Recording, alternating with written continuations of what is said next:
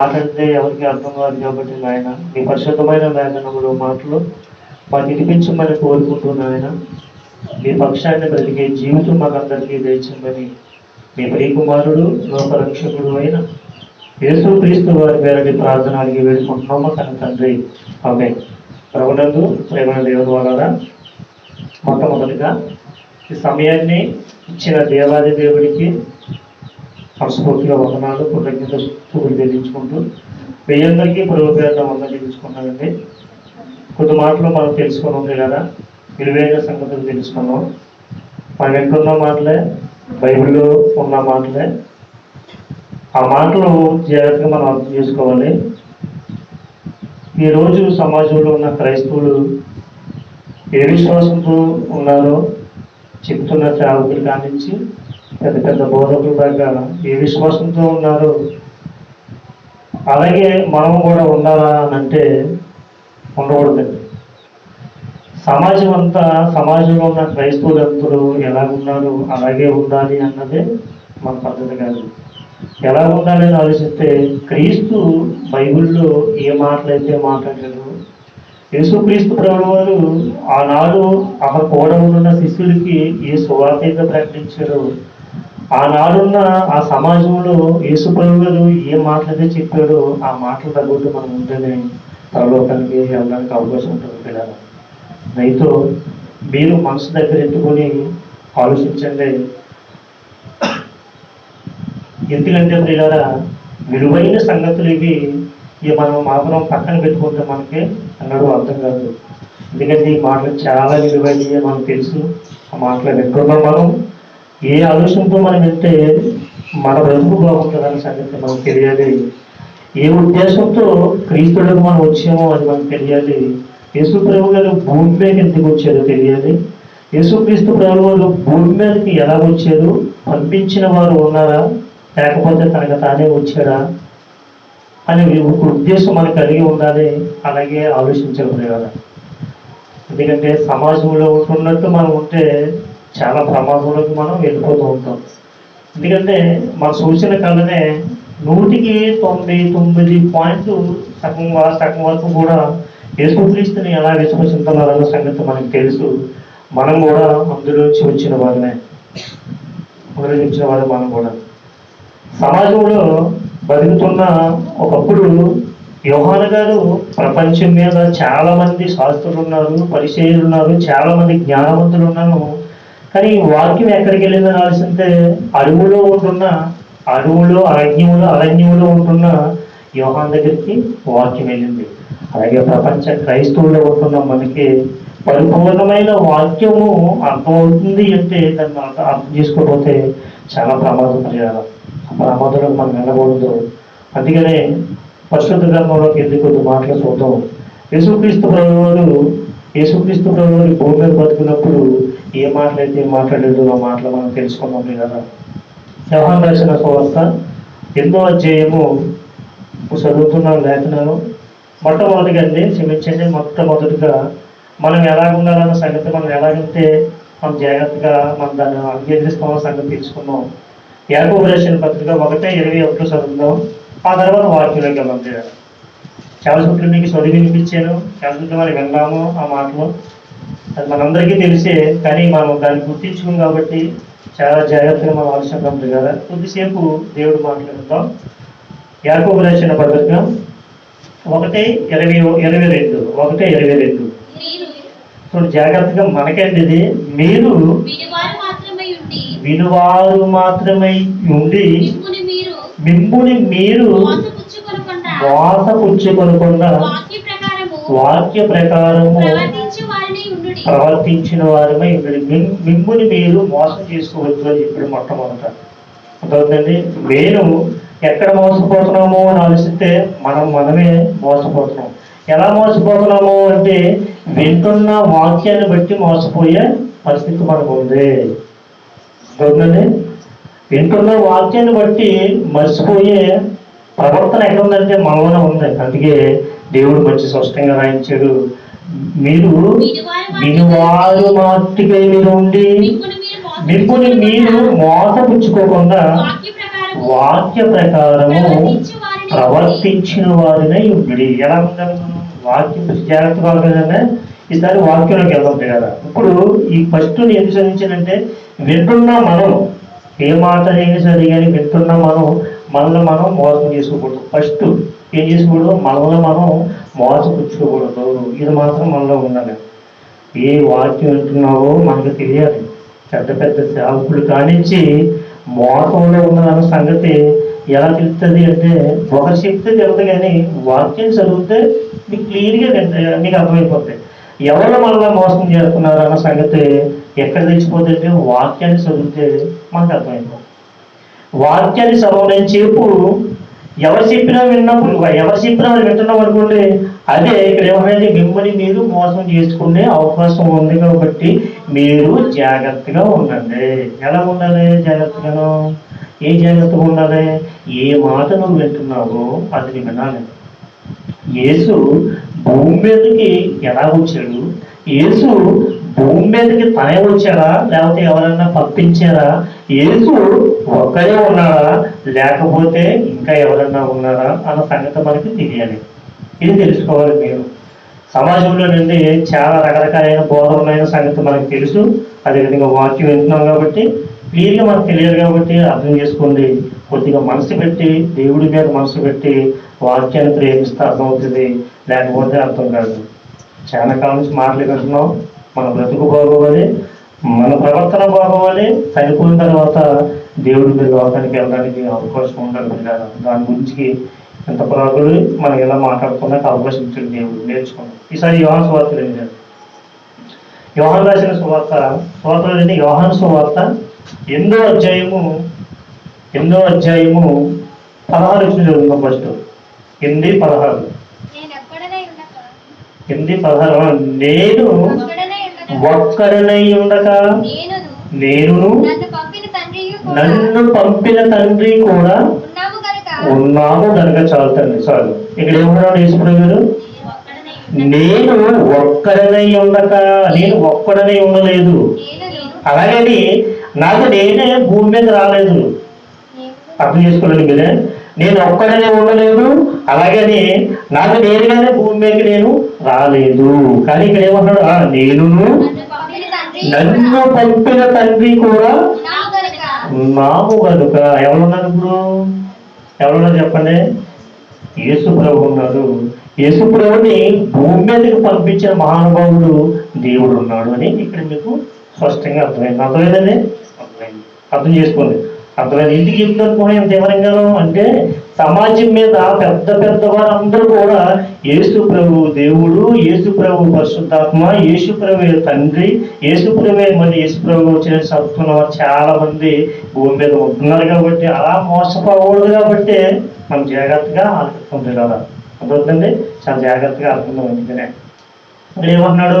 నేను నాతో పాటు తండ్రి కూడా ఉన్నాడు, నన్ను పంపిన వాడు తండ్రి ఉన్నాడని ఖచ్చితంగా ఎవరు చెప్పేది? యేసు ప్రభు చెప్పిన మాట మనం నమ్మాలా? సమాజంలో ఉంటున్న పెద్ద పెద్ద సేవకుల మాట అని మీరు విన్నారా? చెప్పండి సార్. ఎవరు చెప్పిన మాట విన్నారా? యేసు ప్రభు ఏమైతే చెప్పాడో మనం నమ్మాలి ఖచ్చితంగా. అలాగని అయ్యి బాబు పెద్ద సేవలకైతే మనకి ఏమైనా తెలుసా? పెద్ద పెద్ద సేవలకైతే మనకి ఏం తెలుసు? చిన్నపిల్లలు చెప్తుంటే మనకి ఏమర్థమవుతుంది? పెద్ద చెప్తే బాగుంటుంది అనుకున్నప్పుడు ఇక్కడ ఎవరు చెప్తున్నారు? బోధకుల కంటే పెద్ద బోధకుడు, సేవకుల కంటే పెద్ద సేవకుడు యేసు ప్రభు. మరి ఈ మాట నమ్మాలి కదా. ఈ మాట నమ్మాలి కదా. సపోజ్ మనం చెప్తున్న మాట మనం నమ్మొద్దండి. ఎందుకంటే మన మాట కాదు ఇది దేవుడి మాట. యేసు ప్రభు నోటంతా వచ్చింది భూమి మీద వచ్చిన తర్వాత. యేసు ప్రభు దేవుడి దగ్గర నేర్చుకుని భూమి మీదకి వచ్చి మనకు చెప్తున్న మాటలు కాదు నేర్చుకుని. ఇక్కడ మీకు క్లియర్గా అర్థమైందా? ఎవరు ఉన్నారు ఇక్కడ? దేవుడు ఉన్నాడు, యేసు ప్రభుని దేవుడు పంపించాడని ఖచ్చితంగా మనకు అర్థమైంది. అలాగే ఇంకొక మాట చూద్దాం. అదే యోహాను సువార్త 8వ అధ్యాయము 18 వచ్చింది. 18 నన్ను గూర్చి నేను సాక్ష్యము చెప్పుకున్నవాడు, నన్ను పంపిన తండ్రియు నన్ను గూర్చి సాక్ష్యం ఇచ్చిచున్నాడని చెప్పాను. ఇక్కడ కూడా ఏమంటున్నాడు? నన్ను పంపిన తండ్రి నా గురించి సాక్ష్యము చెప్పాను అని ఖచ్చితంగా ఇక్కడ కూడా చెప్తున్నారు. ఇక్కడ కూడా మీకు వేరియస్ కనపడింది. దేవుడు యేసు ప్రభు గారు ఉన్నారని మీకు ఇక్కడ కూడా క్లియర్గా అర్థం. అదే 8వ అధ్యాయము 26 వచనం చదవండి. 26 చదువుతారు. మిమ్మును గూర్చి చెప్పుటకును తీర్పు తీర్చుటకును చాలా సంగతులు నాకు కలవు గాని నన్ను పంపిన వాడు సత్యవంతుడు. ఇక్కడ నన్ను పంపిన వాడు సత్యవంతుడు. నేను ఆయన యొద్ద వినిన సంగతులే లోకమునకు బోధించుచున్నానని చెప్పాను. ఇక్కడ ఏమన్నా యేసుప్రభు నేను నా మాటలు కాదు ఆయన చెబుతున్నది. ఎక్కడ నేర్చుకున్నాను నేను? తండ్రి యొక్క నుంచుని తండ్రి యొక్క కూర్చుని నేర్చుకున్న మాటలు నేను సమాజానికి వచ్చి నేను చెబుతున్నాను అని ఈ రోజు ఎవరు చెప్తారంటే యేసుక్రీస్తు ప్రభువు చెబుతున్న మాట ఈ రోజు పెద్ద పెద్ద నాయకులుగా పిలబడుతున్నారు. ఇది నా వాక్యము, నేను చెప్పిన మాట వింటే ఖచ్చితంగా మనిషి మారిపోతాడు. నేను చెప్తున్న వాక్యం ఖచ్చితంగా విని అయ్యి బాబు చాలా బాగా చెప్పారండి అన్నయ్య గారు అని అంటున్నాము అని ఎవరు అంటున్నారు? ఇప్పుడున్న వాళ్ళు చాలా మంది భూమి మీద సేవకులుగా పిలబడుతున్నవారు అంటారు. కానీ ఆనాడు యేసు ప్రభువు ఏం చెప్తున్నారు? ఇది నా మాట కాదు నాయన, ఇది నా మాట కాదు, నేను తండ్రి యొద్ద నేర్చుకుని వచ్చి భూమి మీద లోక మీద చెప్తున్న మాట ఇది. నా మాట కాదు, నా మాట కాదు. తండ్రి ఉన్నాడు, తండ్రి దగ్గర నేర్చుకున్నాను, ఆ మాట నీకు తెలియజేస్తానని యేసు ప్రభువు చెప్తారని మాట. ఈనాడున్న సమాజం చెబితే నా వాక్యం ఖచ్చితంగా నువ్వు వింటే మారిపోతావు అన్నవాళ్ళు ఉన్నారు. కానీ దేవుడు మాట ఖచ్చితంగా వింటే నీకు మార్చావన్న వాళ్ళు కొంతమంది ఉన్నారు ఈ సమాజంలో. నా వాక్యము, నా మాట, నా బోధ అంటున్నారు తప్పించి ఈ బోధ ఎక్కడదే? ఈ బోధ ఎక్కడి నుంచి వచ్చిందని చెప్తున్నారు యేసుప్రభు గారు. అంటే తండ్రి యొద్ద నుండి నేను నేర్చుకుని వచ్చాను, అది నీ భూమి మీద నేను చెప్పాను, సమాజంలో చెప్పాను అని ఇక్కడ కూడా ఖచ్చితంగా మీకు వేరియస్ కనపడింది. జాగ్రత్తగా చూసుకుంటుంది కదా, జాగ్రత్తగా ఉండాలి. వాక్యం అండి ఇది, వాక్యం. అర్థమవుతుందండి? ఎవరో ఏదో చెప్పిన మాట మనం విన్నాం అనుకోండి, మనం మోసపోయే అవకాశం ఉంది. కాబట్టి ఇంత ఎవరింకా చెప్తున్నాడు యేసుప్రభు గారి మాటలు. అర్థమవుతుందండి? మోసపోయే అవకాశం ఉంది కాబట్టి భూమి మీద ఎంత ఎవరింగా చెప్తున్నా కాబట్టి క్రైస్తవులకి అర్థం కావట్లేదు, అర్థం చేసుకోలే స్థితిలోకి మనం వెళ్ళిపోతుంది కదా, వెళ్ళిపోతున్నాం. జాగ్రత్తగా వింటేనే మనం బాగుపడతామండి. సమాజంలో ఈ విశ్వాసాన్ని కలిగి మనం ఉంటే దేవుడు ఉండే లోకానికి వెళ్ళిపోతాం అన్న సంగతి మనకి తెలియాలి. ఇది వినేసి బాగానే చెప్తున్నారు అనుకుంటే మనం చాలా ప్రమాదం అండి. పరలోకానికి, పరలోక రాజ్యానికి కూడా చాలా డిఫరెన్స్లు ఉన్నాయి. దీంట్లో చాలా చాలా ఉన్నాయి. పరలోకం అని, పరలోక రాజ్యం అని కలిపి చెప్పేవారు కూడా చాలా మంది భూమి మీద ఉన్నారు. అది కూడా చాలా మోసం. అర్థమవుతుందండి? మనం వినేతనం తప్పించి అసలు ఎలాగెందుకున్నది, ఎలాగెందుకు చెప్తున్నారు వీళ్ళు, మరి ఎలా చెప్తున్నారు, ఎలా చెప్తారు, అసలు ఏంటి కారణం ఉన్నది ఆలోచన లేకపోతే మనకే ప్రమాదం కదా, మనకే ప్రమాదం. అర్థం చేసుకోవాలి. పరలోక రాజ్యం ఏంటో, పరలోకం ఏంటో, దేవుడు ఉండే పట్టణం ఏంటో, దేవుడు ఉండే లోకం ఏంటో మనకు తెలియకపోతే ప్రమాదం మనకే ముంచిపోతుంది. అది మాత్రం గమనించాలి, అర్థం చేసుకోవాలి. పరలోక రాజ్యము ఉంది, పరలోక పట్టణము ఉంది. పరలోక రాజ్యం ఎక్కడ ఉంది అంటే భూమి మీద ఉన్న సంగతి చాలా చోట్ల మనం తెలుసుకున్నాము, చాలా చోట్ల మనం విన్నాము, తమ్ముడు ద్వారా విన్నాము చాలా మాటలు. పరలోక రాజ్యం ఎక్కడ ఉందంటే భూమి మీద ఉంది. అదేవిధంగా తమ్ముడైన మాటలు కాదు, యేసు ప్రభువు అనే మాటలు అయ్యి చాలా మాటలు బైబిల్లో చెప్పే మాటలు అయ్యి. పరలోక రాజ్యం సమీపించి ఉన్నదని భూమి మీద చెప్పిన మాట యేసు ప్రభువు బతుకున్నట్టు. ఇంకో మాట చదువు, అదే మాట 19వ వచనం, 29వ వచనం, 8వ అధ్యాయం 29వ వచనం. నన్ను పంపినవాడు నాకు తోడై ఉన్నాడు. ఇక్కడ చూడండి, మరి నన్ను పంపినవాడు ఎవరిని పంపించారు? యేసు ప్రభునే. నేను ఫస్ట్ స్టార్టింగ్ చెప్పానండి, యేసు ప్రభు ఎలా వచ్చారు, ఆయన ద్వారా ఆయన వచ్చాడా, పంపినవాడు ఉన్నాడని చెప్పాను. ఇది మాకు గుర్తుపెట్టుకోండి. ఇక్కడ ఏమన్నాడు? నన్ను పంపినవాడు నాకు తోడై ఉన్నాడు. ఎవరు పంపించారు? యేసు ప్రభు భూమి మీద పంపించిన మహాదేవుడు, ఒక దేవుడు ఉన్నాడు. ఆ దేవుడికి సేవకుడు యేసు ప్రభు. ఆ దేవుడి సేవకుడు, ఆ దేవుడి కుమారుడు, మనిషి కుమారుడిగా వచ్చిన వాడు యేసు ప్రభు. గమనించండి. తర్వాత ఒక మాట చూద్దాం. 38వ వచనం, అది 8వ అధ్యాయం 38వ వచనం. నేను నా తండ్రి యొద్ద చూసిన సంగతులే బోధించుచున్నాను. చూడండి, ఇక్కడ ఏమన్నా చూడండి, నేను నా తండ్రి యొద్ద సూచన సంగతులే బోధించుచున్నాను. నాకు నేరుగా నేను ప్రకటించలేదు నాయన. నేను నా తండ్రి యొక్క నేను ఏదైతే సంగతులు నేను చూసి ఉన్నానో ఆ సంగతులు నేను భూమి మీదకి వచ్చిన తర్వాత మీకు నేను బోధించుతున్నాను. ఆ సంగతులనే మీరు కూడా బోధించండి అని అపోస్తలుడికి అప్పచెప్పిన బోధ. దొరికింది అపోస్తలుడికి అప్పచెప్పిన బోధ పిల్లారండి. ఎలాగా ఇప్పుడు మనం ఏమి నమ్మాలి, ఎలా నమ్మాలి, ఏ విషయంలో ఏ విశ్వాసంతో మనం ఉండాలి, ఏ విశ్వాసంతో మనం ఉంటే దేవుడు ఉండే లోకానికి వెళ్ళడానికి అనుకూలంగా ఉంటుందన్న సంగతి మనకి తెలియాలి. ఇక్కడ మళ్ళీ చెప్తున్నమాట, మళ్ళీ నేను నా తండ్రి యొద్ద సూచిన సంగతులనే బోధించుచున్నాను. సంగతులనే నేను బోధించుచున్నాను. నా తండ్రి నాకు ఏదైతే నేర్పించాడో అది భూమి మీదకి వచ్చి నేను మీకు చెప్తున్నాను. నా మాటలు కాదు నాయన, నా మాటలు కాదు తండ్రి, నా మాటలు కాదు బాబు అని యేసు ప్రభు చెప్తున్న మాట, యేసు చెప్తున్న మాట పిల్లలండి. ఖచ్చితంగా యేసు ప్రభు చెప్తున్న మాట నమ్మాలి. మరి ఈరోజు యేసుక్రీస్తు ప్రభువు వారే ఆనాడు సమాజంలో బతుకుతున్న కాలంలో నా మాట కాదురా బాబు, నా మాట వేరే, నా మాట తండ్రి దగ్గర నుంచి నేను నేర్చుకుని వచ్చాను, తండ్రి నాకు అప్పచెప్పిన మాట ఉంది, తండ్రి దగ్గర నేర్చుకున్నానని చెప్పినప్పుడు ఈరోజు సమాజంలో ఏం జరుగుతుందంటే యేసు ప్రభువే దేవుడి కాకపోతే నమ్మడం ఎందుకంటే అది పెద్ద పెద్ద సేవకులు చెప్తున్నారు. తెలిసి మీకు తెలిసిందే, యేసు ప్రభు దేవుడి కాకపోతే నమ్మకపోతే ఎందుకు అన్నాకే నేను నమ్ముతాను. నీకేమైనా అభ్యంతరమా? నీకు అభ్యంతరమా అలా నమ్ముతుంది అన్నవాడు చాలా మంది ఉన్నారు. ఎవరు అనుకుంటున్నారు? వాక్యాన్ని బైబిల్ని పరిశీలించి బైబిల్ని తిరగేసి బైబిల్ని మరగేసి బైబిల్ని అటు ఇటు తిప్పినాడు కూడా ఏమంటే యేసు ప్రభు దేవుడే నమ్మితే నష్టం ఏంటి అంటున్నారు. అది నష్టం కదండి, చాలా నష్టం. యేసు క్రీస్తుని దేవుడిని నమ్మితే నష్టం అని బైబిల్లో రాసి ఉంది. ఎక్కడ ఉంది అది? ఎక్కడ ఉంది? ఇన్ని మాటలు ఉన్నాయి పిల్లరా. యేసు ప్రభు దేవుని కుమారుడు, యేసు ప్రభు మనిషి కుమారుడు, యేసు ప్రభు దేవుని సేవకుడని చాలా మాటలు బైబిల్లోని. ఈ రోజు జరుగుతున్న సమాజంలో జరుగుతున్న అక్రమం ఏంటంటే యేసు ప్రభు దేవుడని నమ్మకపోతే నష్టం కాకపోతే ఏంటి అంటున్న వాళ్ళు చాలా మంది ఉన్నారు. యేసు క్రీస్తే దేవుడిని నమ్మితే నీకేమైనా నష్టమా అంటున్న వారు ఉన్నారు. ఎవరు తెలిసిందండి మాట అంటే అన్యుడికి తెలిసింది. అన్యుడు ఎవరు తెలిసింది? యేసు ప్రభు దేవుడని బైబిల్లో ఎక్కడ చెప్పుకున్నాడా?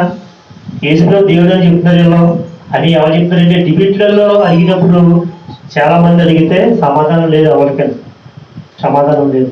కానీ బైబిల్లోనే కొన్ని రెఫరెన్స్ ఉన్నాయి కదా. బైబిల్లోనే దేవుడు నువ్వు మోసపోతావని అన్నీ కూడా స్పష్టంగా పొందుపరిచి పరిశుద్ధమైన గ్రంథములు రాయించాడు దేవుడు మన గురించి ప్రేరారా, మన గురించి పరుగునందు ప్రేమ దేవుడు వల్ల వాక్యాన్ని వింటున్న మనకి మనం మోసపోకూడదండి, మోసపోకూడదు. సరే వాక్యంలోకి వెళ్దాం. మళ్ళీ వెళ్తున్నా మాట మళ్ళీ తర్వాత లోపలికి వెళ్తాను కదా. నేను నా తండ్రి యొద్ద చూడండి, నేను నా తండ్రి అన్నాడు కదండి ఇప్పుడు అన్ని ఖచ్చితంగా కదండి మహానుభావుడు.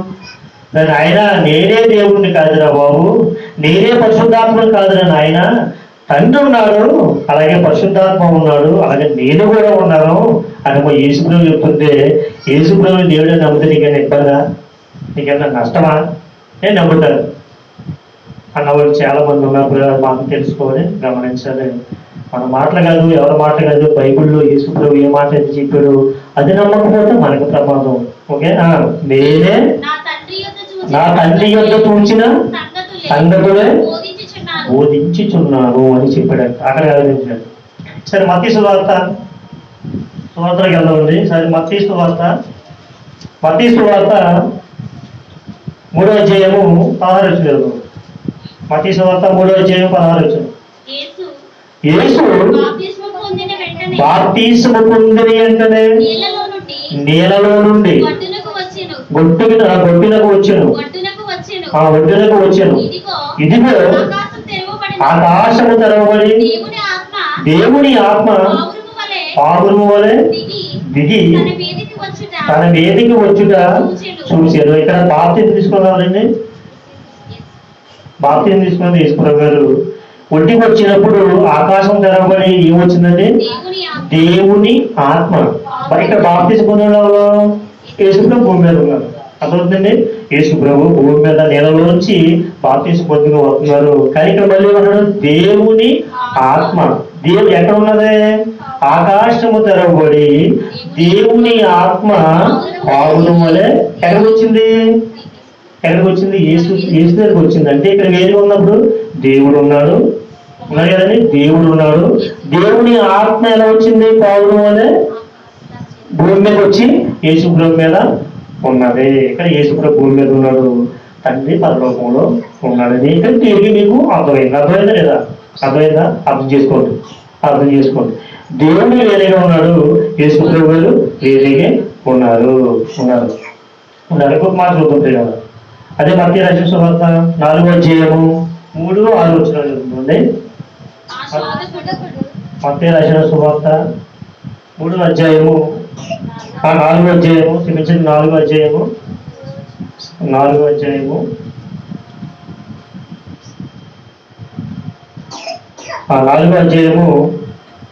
3వ అధ్యాయం 3 వచ్చింది. 3 ఆ శోధకుడు ఆయన యొద్దకు వచ్చి నీవు దేవుని కుమారుడు అయితే ఈ రాళ్ళు చూడండి మళ్ళీ ఎంతండి. ఆ శోధకుడు ఆయన యొద్దకు వచ్చి ఇక్కడ నువ్వు దేవుని కుమారుడు అయితే ఎవరికి అర్థమైంది?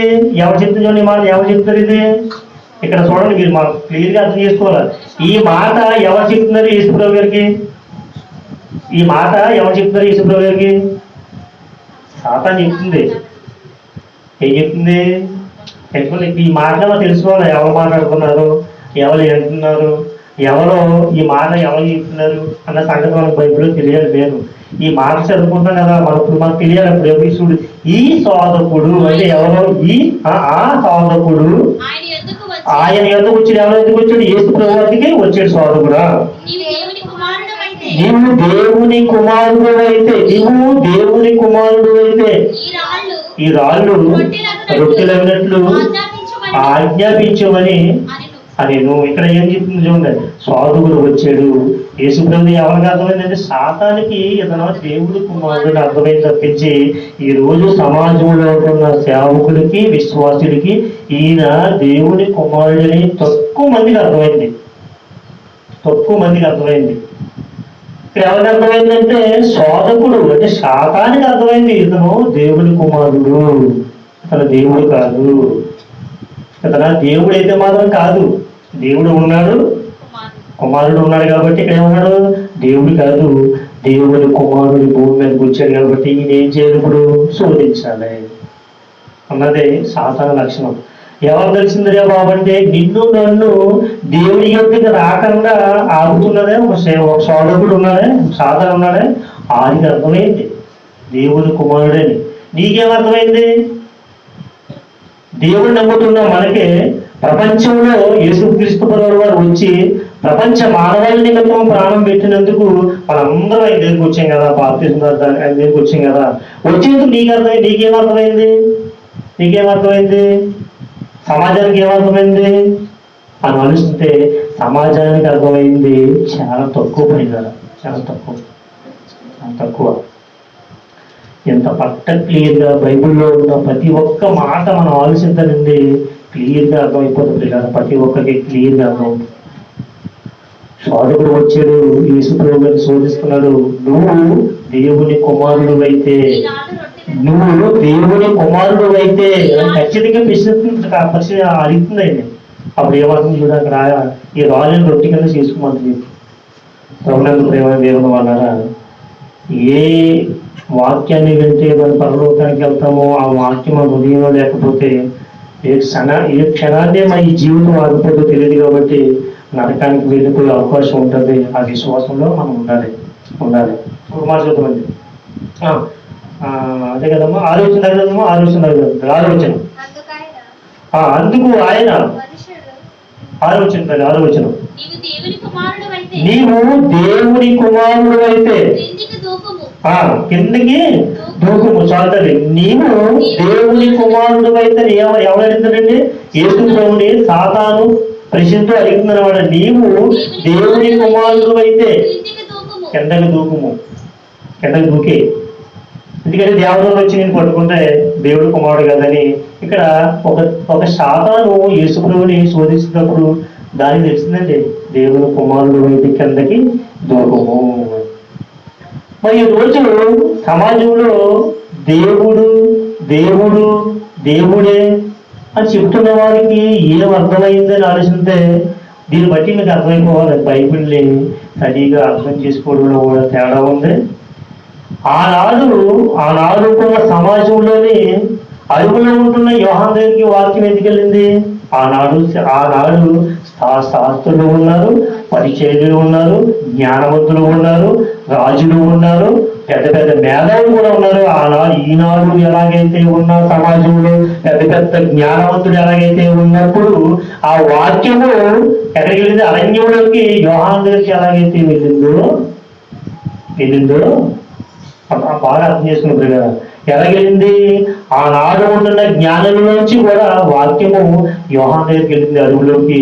ఈనాడు పెద్ద పెద్ద సేవకులు, పెద్ద పెద్ద బిషపులు, పెద్ద పెద్ద వారు ఉన్నవారు బైబిల్ అటు ఇటు తిరిగేసిన వారు కూడా తెలియకుండా ఉన్న మాట మన దగ్గరకు వచ్చిందంటే మనకేం అర్థం అవ్వాలి? మనమే అర్థం చేసుకోవాలి చెప్పండి సార్. మనమే అర్థం చేసుకోవాలి అంటే మనం చాలా ఇదండి వాక్యం వింటున్నామండి, చాలా మంది పెద్ద పెద్దది మనం వింటున్నామండి అనుకోడు కాదు. కానీ ఆనాడు అరణ్యంలోకి ఎలాగైతే వాక్యం వెళ్ళిందో ఈనాడు ఎంతమందిలో ఉంటుండగా ఇంత పట్టకీలుగా వాక్యాన్ని వివరంగా మనకి అందిస్తాడండి దేవుడు. మనం చాలా జాగ్రత్తగా మందిని జాగ్రత్తగా పెట్టుకోవాలి కదా, జాగ్రత్తగా ఆలోచించాలి. ఆలోచించకపోతే మనకి ఎప్పుడు కూడా అర్థం కాదు. ఈ మాటలను ఆలోచించకపోతే ఎన్నడూ కూడా మనకు అర్థం కాదు. ఇంకో మాటలు ఉంటాయి కదా, అదే మత్తయి రాసిన సువార్త అసీమించండి. మార్కు సువార్త మార్కు సువార్త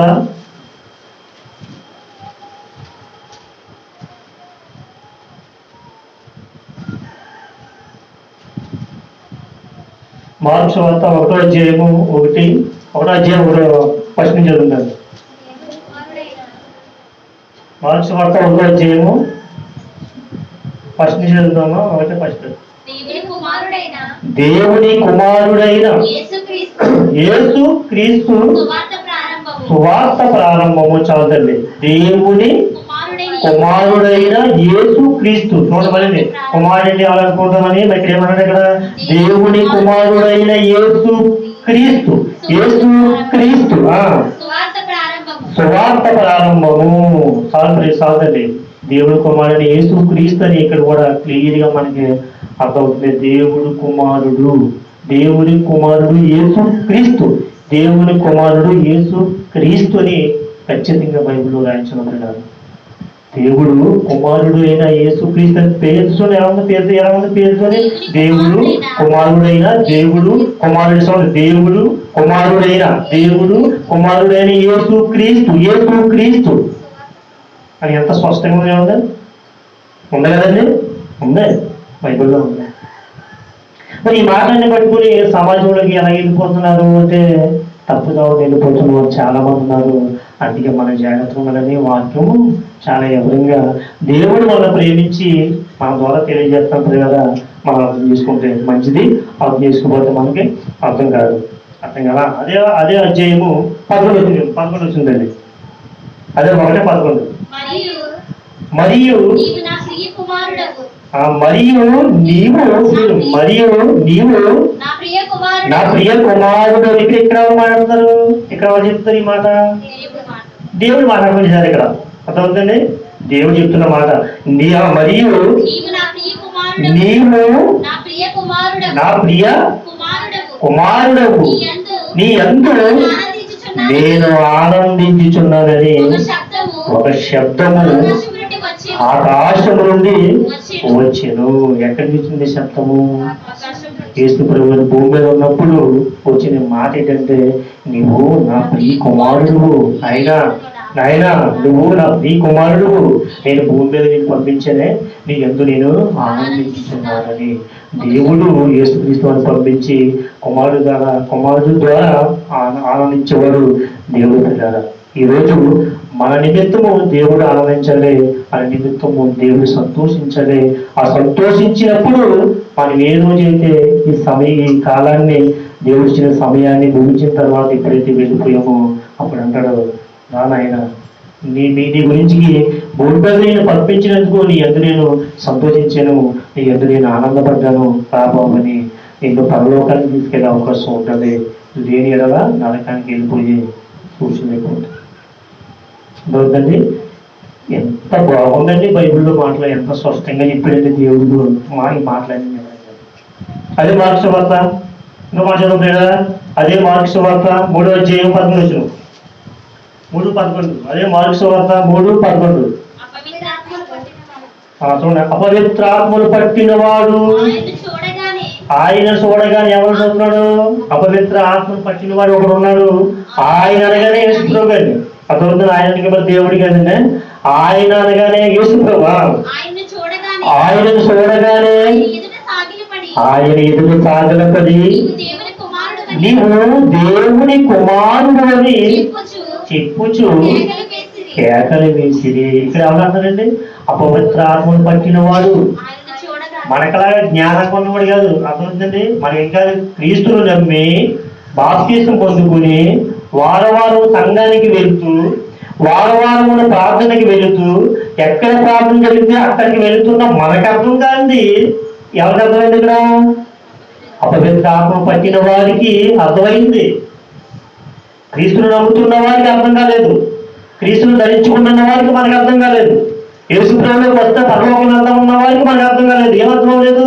ఇక చూడు, మనకు అర్థం కానిది ఇక్కడ ఎవరికి అర్థమైందండి? అపవిత్ర ఆత్మ పట్టిన వారికి అర్థమైంది. ఏమర్థమైంది? మళ్ళీ ఉందండి, అపవిత్ర ఆత్మను పట్టిన వాడు ఆయనను చూడగానే, ఎవరు? యేసుప్రభువు చూడగానే ఆయన ఎదుట సాగలపడి నీవు దేవుని కుమారుడు అని చెప్పుచు కేకలు వేసేది. కేకలు వేసాడు. ఏం వేశాడు? ఎవరికి అర్థమైంది? ఎవరికి తప్పుడు ఎవరికి అర్థమైందండి? దెయ్యం పట్టిన వాడికి అర్థమైంది. ఏమైనా నువ్వు దేవుడు కాదు నాయనా, నువ్వు దేవుని కుమారుడు అని నాకు అర్థమైపోయింది, నాకు తెలుసుకున్నాను నేను అని ఎవరికి అర్థమైంది? మనకి సిగ్గు రావాలి. ఇప్పుడు అర్థమవుతుందండి? చూడు ఎంత బాగుంది మాట. మనకి సిగ్గు రావాలి ఖచ్చితంగా. నీ మాట ఎలా సిగ్గు రావాలి? యేసును నువ్వు ఎలా నమ్ముతున్నావు అని సిగ్గు రావాలి. యేసు ప్రభువుని నువ్వు ఎలా విశ్వసిస్తున్నావో నీకు నాకు సిగ్గు రావాలి. సమాజానికి క్రైస్తవుడిగా పిలువబడుతున్నావు అని సిగ్గు రావాలి. ఎంత బాగుంది మాట. ఎలా ఉంది? అపవిత్ర ఆత్మ పట్టిన వారికి అర్థమైంది యేసు ఎందుకు వచ్చాడో భూమి మీదకి. యేసు దేవుని కుమారుడని ఆయనకి అర్థమైంది కదా. ఆయనకి అర్థమైంది. ఈరోజు క్రీస్తును ధరించుకొని బాప్తిసం పొందుకొని ప్రతి వారము చర్చికి వెళ్తున్న వాళ్ళకి యేసు ప్రభువు ఎవరో అర్థం కాలేదంటే వాక్యం మనకే అర్థం కాలేదు. వాక్యం మనకే అర్థం అవ్వలేదు. ప్రభునందు ప్రేమన దేవుని ప్రియులారా, మనం ఎప్పుడున్న ప్రతి ఒక్క మాట అది సత్యమో అసత్యమో మనం తెలుసుకొని దేవుడిచ్చిన కాలాన్ని భూమి మీద మనం ముగించుకునే ముందే నిజాలు తెలుసుకొని చనిపోయిన తర్వాత దేవుడి లోకానికి వెళ్ళకపోతే ప్రమాదం ఆ ప్రమాదంలోకి మనం వెళ్ళకూడదనే దేవుడు పదే పదే మనకి తెలియజేస్తూ ఉన్నాడు. వాక్యాన్ని ప్రేమిస్తే మనకు అర్థమవుతుంది. వాక్యాన్ని ప్రేమించి కదా విదేశీ విడిచిపెడితే మనకి ఎన్నడూ కూడా అర్థం కాదు. నామకర్థమైన క్రైస్తవులకు మనం వెళ్ళిపోతూ ఉంటాం కదా. దయచేసి ఈ మాటలు మీరు వింటున్నారు కాబట్టి మనసు పూర్తిగా మీ మనసు పెట్టితే మనకు ఖచ్చితంగా అర్థమవుతుంది. ఇక్కడ చెప్తున్న వారు పెద్దోడా చిన్నోడని కాదు, కానీ యేసుప్రభువు చెప్తున్న మాట ప్రకారంగా ఉండాలి అనే సంగతి మనకు తెలియాలి. అందుకే మనం ఎవరు చూడాలంటే వేసు వైపే చూడాలి. ఎవరు చూడాలి? వేసు వైపే చూడాలి మనం. అప్పుడే పరలోకానికి వెళ్తాం పిల్లలు, అప్పుడే వెళ్తాం పరలోకం. ఇంకొక మాట చూడాలి. ఇంకొక మాట చూసి నేను ముగించేస్తానండి. ఇంకొక మాట నేను ముగించేస్తాను. లోకాసు వార్త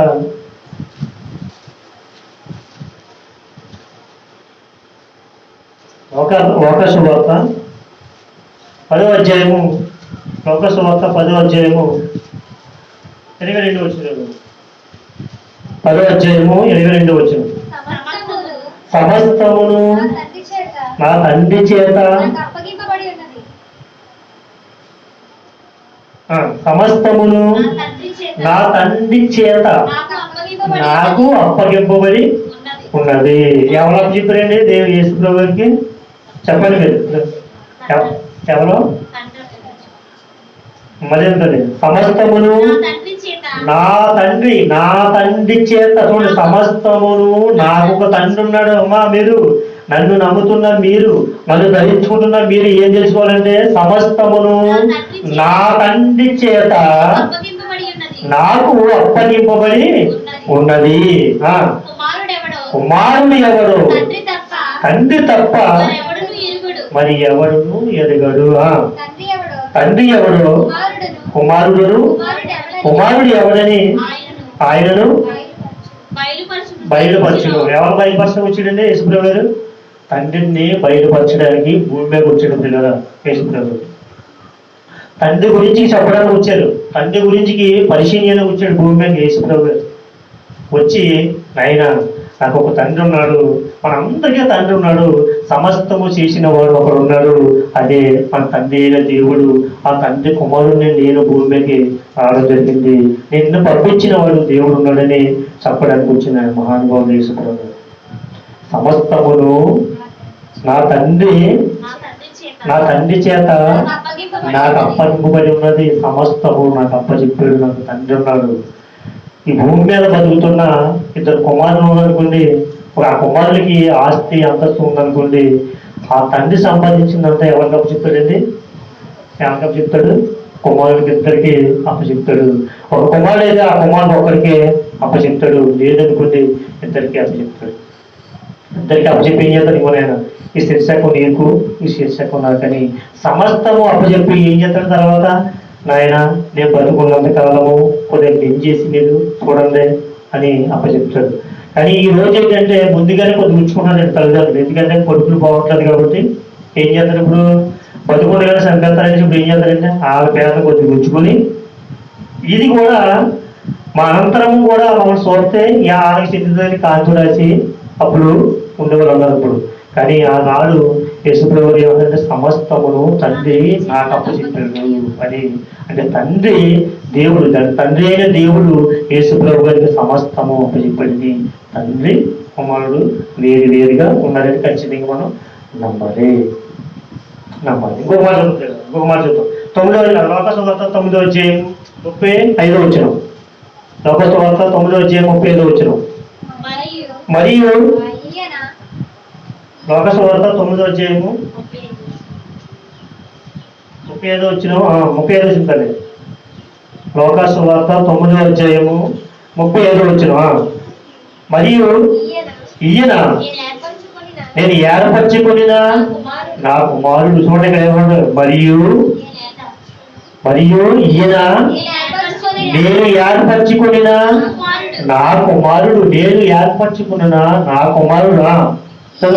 ఈయన మాట వినుడని, ఈయన మాట వినుడని ఒక శబ్దము ఆ మేఘములో నుండి పుట్టెను.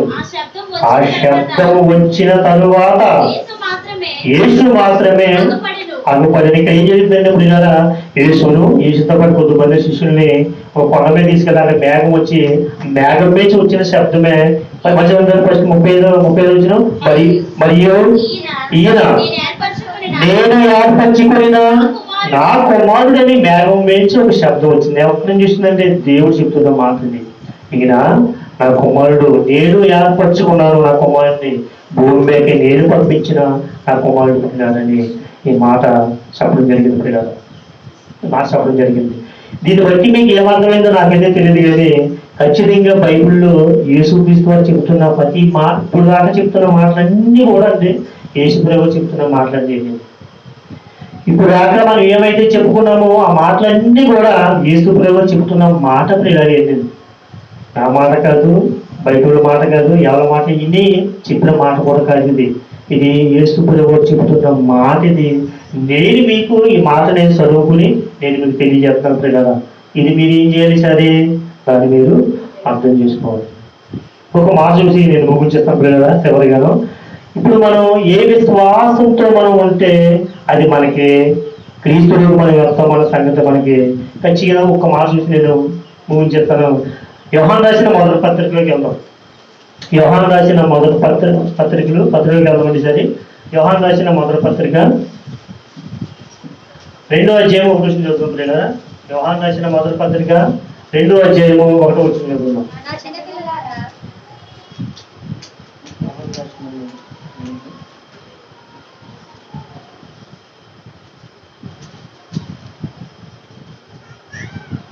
యోహాను రాసిన మొదటి పత్రిక 2వ అధ్యాయము యోహాను రాసిన మొదటి పత్రిక 2వ అధ్యాయం 1వ వచనం చదువుతాం. 2:1.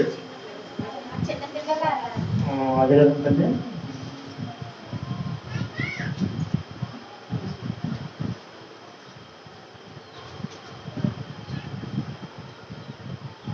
చదువుతుంది. ఆ చిన్న పిల్లలారా, మీరు పాపము చేయకుండుటకై ఈ సంగతులను మీకు రాయించుచున్నాను. ఎవరైనాను పాపము చేసిన ఎడల నీతిమంతుడైన యేసు క్రీస్తు వారు ఉత్తరవాది తండ్రి యొద్ద మనకి ఉన్నాడు. చూడండి, ఇక్కడ ఎక్కడ ఉన్నాడు తండ్రి? ఎవరున్నారు ఇక్కడ తండ్రి యొద్ద? యేసుక్రీస్తు ఉత్తరవాది. అను ఉత్తరవాది తండ్రి యొద్ద ఉన్నాడు. తండ్రి యొద్ద క్షమించండి. ఇంకొక మాట చదువుతున్నాను నేను. ఇంకొక మాట చదువుతుంది కదా, ఇంకొక మాట చేయగలుగుతారు. మీకు మంచి విలువైన సంగతులు మీకు తెలియజేయగలిగింది.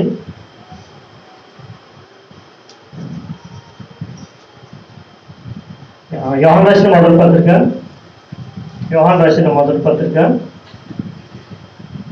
2వ అధ్యాయము, అదేంటి యోహాను రాసిన మొదటి పత్రిక 2వ అధ్యాయము 4వ వచనం చదువుతామా?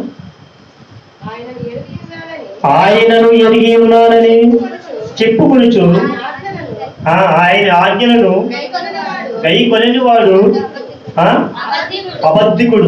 చూడండి, ఆయనను ప్రశ్నించదు. ఆయనను ఎరిగి ఉన్నానని చూడండి, ఆయనను ఎరిగి ఉన్నానని చెప్పుకొనుచు ఆయన ఆజ్ఞను గైకొనని వాడు అబద్ధికుడని ఆయన చెప్పాడు కదండి. ఇప్పుడు దాకా చెప్తున్న మాటలన్నీ, ఇందాక నేను చెప్తున్న మాటలన్నీ, ఎంతవరకు చెప్పిన మాటలన్నీ యేసుక్రీస్తు వారి మాటలు. ఆయన మాటలను అతని ఆజ్ఞను నువ్వు పాటించకపోతే ఇక్కడ ఏముందంటే అబద్ధికుడు అంటున్నాడు. అబద్ధికుడు, నీలో సత్యము లేదు. ఆయన వాక్యము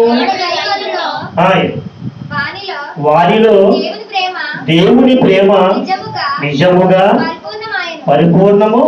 ఆయన ఫస్ట్ మళ్ళీ 15 మళ్ళీ ఆయన వాక్యము ఎవడు గైకొనునో వారిలో దేవుని ప్రేమ నిజముగా పరిపూర్ణమాయను. దేవుడి వాక్యాన్ని ఎవరైతే నువ్వు గైకుంటావో వారిలో దేవుని ప్రేమ నిజముగా. అంటే ఇప్పుడు దాకా నిజం లేదైతేనే యేసుక్రీస్తుని దేవుడు కుమారుని ఎవరైతే నమ్ముతారో వారిలో దేవుని ప్రేమ నిజముగా ఉంటుందంటండి. లేకపోతే లేదంట, లేకపోతే ఉండదంట. అర్థమవుతుంది? లేకపోతే లేదంట. యేసుక్రీస్తుని దేవుడు కుమారుని నమ్మి విశ్వసించిన ఎడలా వారిలో దేవుని ప్రేమ నిజముగా ఉన్నది. అంటే చూడు, ఖచ్చితంగా నిజముగా అంటే నిజము కానిది ఒకటి ఉంది.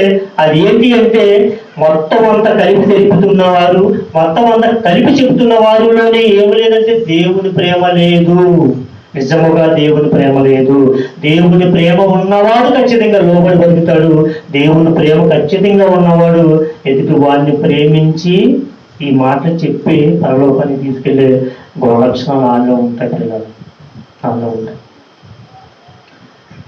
ఖచ్చితంగా. ప్రియులారా, ప్రభువును ప్రేమల దేవుని వల్ల మనందరం పరలోకానికి వెళ్ళడానికి సిద్ధంగా ఉంటున్న వారు, సిద్ధపాటు వచ్చిన వారు. కాబట్టి వాక్యము చాలా విలువైనది, వాక్యం చాలా పరిపూర్ణమైనది. వాక్యములో మన పరిపూర్ణంగా ఉండాలి అంటే పరిపూర్ణం ఏది చెప్పండి? పరిపూర్ణం అంటే యేసు దేవుని కుమారుడిని నమ్మడమే నీ పరిపూర్ణమైన నమ్మడం. అంటే యేసు దేవుని కుమారుడిని నమ్మితే పరిపూర్ణమైన వాక్యంలోకి వచ్చినట్టు, లేదా లేనట్టు పిల్లరా. చివరిగా ఒక్క మాట నుంచి నేను ముగించేస్తాను. యోహాను రాసిన సువార్త 5వ అధ్యాయము, యోహాను రాసిన పత్రిక అండి. యోహాను రాసిన మొదటి పత్రిక 5వ అధ్యాయము 11, 12 చదివి ముగించేది. 5వ అధ్యాయము 11, 12. ఆ సాక్ష్యం ఏమనగా దేవుడు మనకు నిత్య జీవమును దయచేసెను. ఈ జీవము ఆయన కుమారుని యందు ఉన్నది. దేవుని కుమారుని అంగీకరించువాడు జీవము గలవాడు. దేవుని కుమారుని అంగీకరింపని వాడు జీవము లేని వాడు. సరస్వతి జీవము లేని వాళ్ళు ఎంతమంది ఉన్నారు చూడండి. వాక్యం అయిపోయిందండి. ఇంకా జీవము లేని వారు ఎంతమంది ఉన్నారు మీకు అర్థమైపోతుంది. ఇప్పటికి అర్థమైందో లేదో అర్థం చేసుకోండి. సో మరి ఎంతమాట ఆ సాక్ష్యం ఏమనగా దేవుడు మనకు నిత్య జీవము దయచేసెను. ఈ జీవము ఆయన కుమారుని యందు ఉన్నది. ఎక్కడుందండి? ఎక్కడ చూడండి, ఆయన కుమారుని యందు ఉన్నది. దేవుని కుమారుని అంగీకరించువాడు జీవము గలవాడు. దేవుని కుమారుని అంగీకరించువాడే, అర్థమవుతుంది, దేవుని కుమారుని అంగీకరించు వాడే జీవము గలవాడు. దేవుని కుమారుణ్ణి అంగీకరింపని వాడు జీవము లేని వాడు. మీకు అర్థమైంది లేదు కదండి? నాకు అర్థం అలాగైతే అర్థమైంది. అర్థం చేసుకోకపోతే మనకి ఎప్పుడు అర్థం కాదు. ఈసారి సమాజంలో క్రీస్తును ధరించుకుంటున్న ప్రతి ఒక్కరు కూడా జీవము ఉన్నవారా జీవము లేని వారంటే జీవము లేని వారని ఖచ్చితంగా వాక్యాన్ని బట్టి మనం చెప్పగలుగుతాం. ఏమంటున్నాడు? యేసు ప్రభుని దేవుడు కుమారుడిగా నమ్మిన వారికి జీవం గలవాడు, లేకపోతే జీవం లేదు అని చెప్తున్నారు. ఈసారి ఎంతమంది సమాజంలో క్రీస్తు నమ్ముతున్న వారు ఎంతమంది యేసు ప్రభుని దేవుడు కుమారుడిని మనస్ఫూర్తిగా అంగీకరిస్తున్నారో మనకు అర్థమైపోవాలి సార్. అర్థమైందండి? సరే, ఎంత మోసం జరుగుతున్న సంగతి మనకు అర్థమైందా? అర్థం చేసుకుంటే మంచిది. అర్థం చేసుకోకపోతే ఇంకెన్నడూ మనకి అర్థం కాదు. కాబట్టి ప్రేమ దేవుడు వాళ్ళ దేవుడు ఉచితమైన ప్రేమను బట్టి తన ఉద్దేశాన్ని బట్టి మనకి ఈ గొప్ప మాటలు మనకి తెలియజేశాడు. యేసుక్రీస్తు ద్వారా మంచి మాటలు మనకు తెలియజేశాడు. ఈ మాటలండి చాలా పరిపూర్ణమైన మాటలండి. ఇటువంటి మాట చెప్పేవారు కొద్దిమందే ఉన్నారు. ఆ కొద్ది మందిలో ఆ వాక్యం ఇప్పుడు చెప్పాను కదండి మీకు.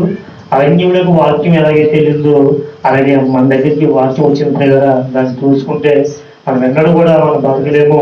దాన్ని బట్టి మనం అర్థం చేసుకుంటారని కోరుకుంటూ, క్రీస్తుని దేవుడు కుమారుడిని ఎవరైతే నమ్ముతారో అలా నిత్య జీవం గలవారు, లేకపోతే జీవం లేని వారిని ఖచ్చితంగా బైబిల్లోనే దేవుడు రాయించిపెట్టాడు. కాబట్టి మన విశ్వాసం ఇలా ఉండాలి, లేకపోతే నరకానికి వెళ్ళిపోతాం. నువ్వెంత దేవుడిని నమ్ముకున్నావు, నువ్వెంత క్రీస్తులకు వచ్చి నీ విశ్వాసంగా బతికి నీ విశ్వాసంగా అర్థమైపోయింది అనుకుంటే ఖచ్చితంగా నరకానికి వెళ్ళిపోతాం. ఇది మీరు అర్థం చేసిన కోరుకుంటూ ఈ నా మాటల గురించి ప్రార్థన చేసుకున్నాం కదా. ప్రార్థన చేసుకున్నాం. మహాపరిశుద్ధుడు పరలోకమందు ఉన్న మా కన్న తండ్రి, నాయన మీ ఉచితమైన మీ ప్రేమను బట్టి మీ కృపను బట్టి తండ్రి ఇంతవరకు నన్ను నిలబెట్టి నాయన తండ్రి, ఎన్నిక లేనటువంటి జ్ఞానము అంతకంటే లేనటువంటి ఎవరిని మీకు తెలిసిన ఆయన తండ్రి, మీ పిల్లలు ఏదైతే నన్ను నిలబెట్టి మీ పరిశుద్ధమైన మాటలు తండ్రి నా నోటితో పలికించి ఆయన నుంచి విలువైన సంగతులు మనకు తెలియజేస్తారు తండ్రి. ఏ విశ్వాసంతో ఉంటే మేము జీవం గలవాళ్ళము, ఏ విశ్వాసం కోల్పోతే జీవం లేనంత వరకు తండ్రి బైబిల్లో స్పష్టంగా రాయించి పెట్టారు. కాబట్టి నాయన ఆ గ్రంథంలో ఉన్న మాటలను తెలుసుకుని ఆ విశ్వాసంతో ఉండి విడిచిన కాలాన్ని సమయాన్ని వినియోగించుకొని నాయన మీ హృదయాన్ని సంతోషింపజేసి బిడ్డలుగా అందరినీ ఉంచమని కోరుకుంటున్నాను. నాయన మీ హృదయాన్ని సంతోషంగా ఉంచి భూమి మీద గడిచిన కాలాన్ని వినియోగించుకుంటూ మీరున్న లోకానికి రావడానికి సిద్ధంగా ఉండడానికి మీ కృప మీ కాముదల నిద్ర ఓడించము మీ కృప తెచ్చమని కోరుకుంటున్నాను. దేవైదు తండ్రి విలువైన సంగతులు నాతో మీరు పలికించారు కాబట్టి నాకు సహాయం అందించమని కోరుకుంటూ చెబుతున్నాను. నేను తండ్రి నాయన వాక్య ప్రకారంగా బ్రతికే జీవితం నాకు దయచేయమని కోరుకుంటున్నాయన. మీ ప్రియకుమారుడు లోకరక్షకుడు అయిన యేసుక్రీస్తు వారి ప్రార్థన ఈ మనవుడు అడిగి పెట్టుకుంటున్నాము కనుక తండ్రి. ఆమె మీకు అందరికీ ఉండాలండి.